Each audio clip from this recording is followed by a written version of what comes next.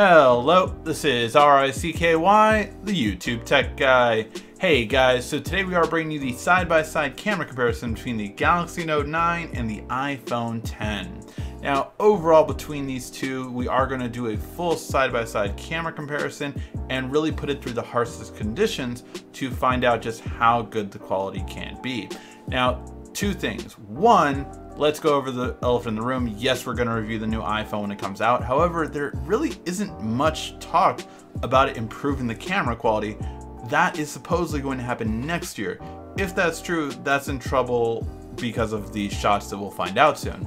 The second thing is the parameters of this. So one, we try to leave everything on automatic unless it really makes the shot worse. So the Note 9 did have the AI feature on the entire time as it came out of the box with it.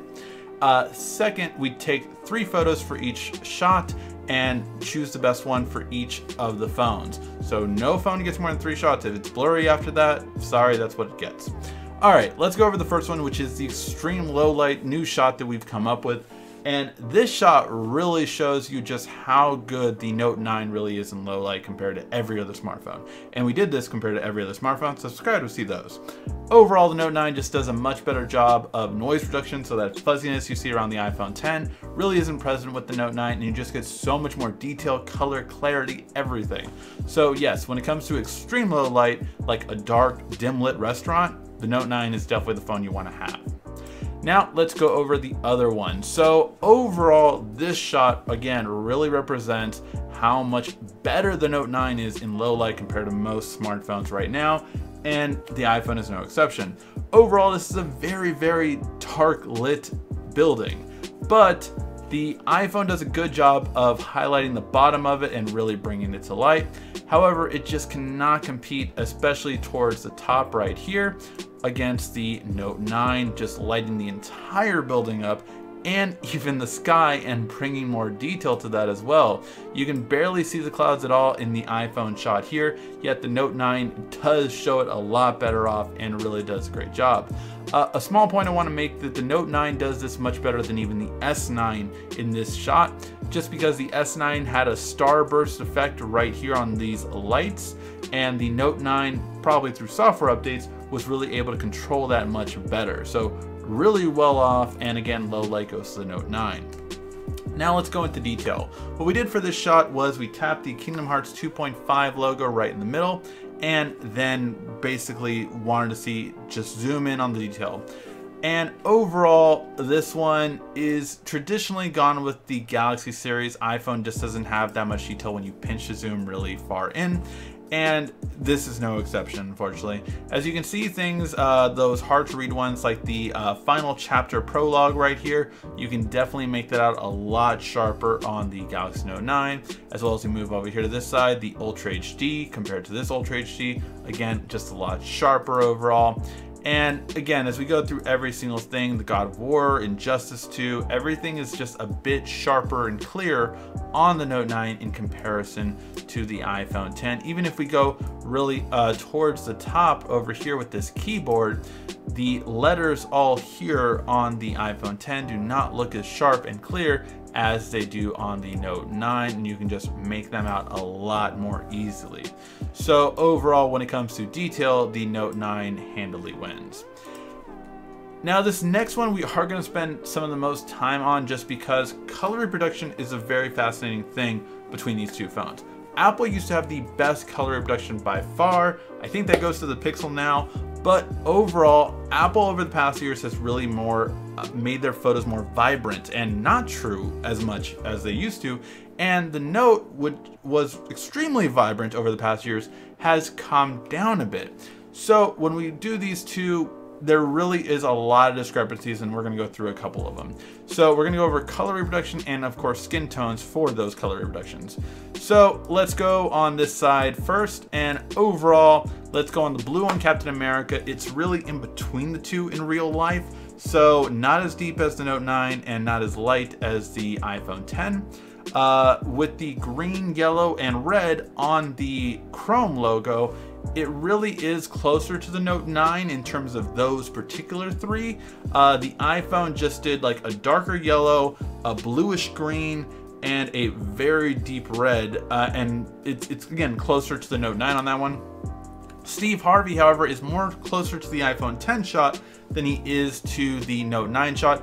It's yellow background on the Steve Harvey, so I think the Note 9 kind of got tricked in that and made it a little bit more orangish compared to his actual skin tone.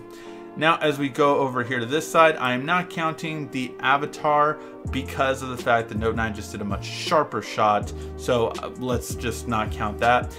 Vision is a lot more true to life on the Note 9, just again on the iPhone, way deeper yellow, way deeper orange than he actually is, so truer to on the Note 9 for that.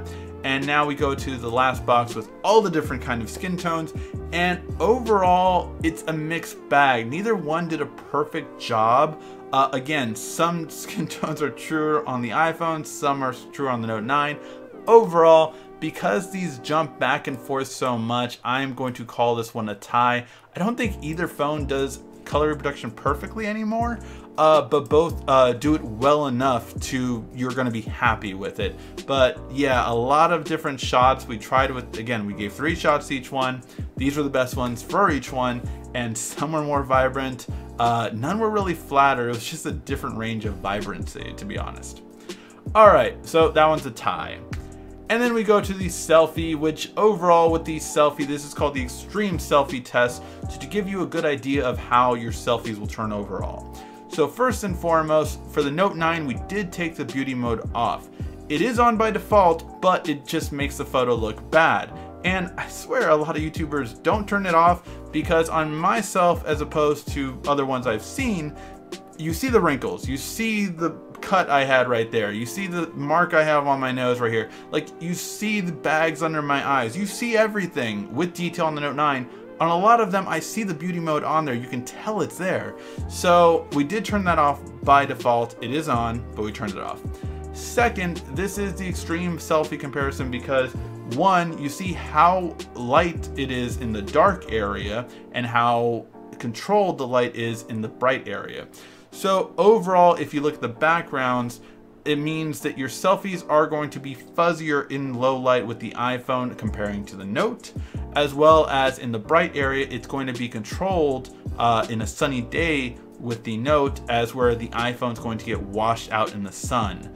So then we go to the person themselves, and overall, both do a really good job of detail. A bit on the hair side gets a little bit on both.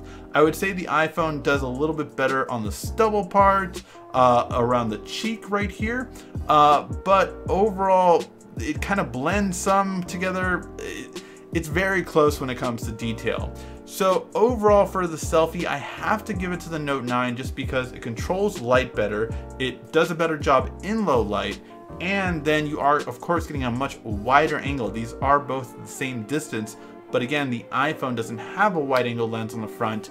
Hopefully that's something we get on the next iPhone. But yeah, overall, I would have to give it to the Note 9 for selfie quality.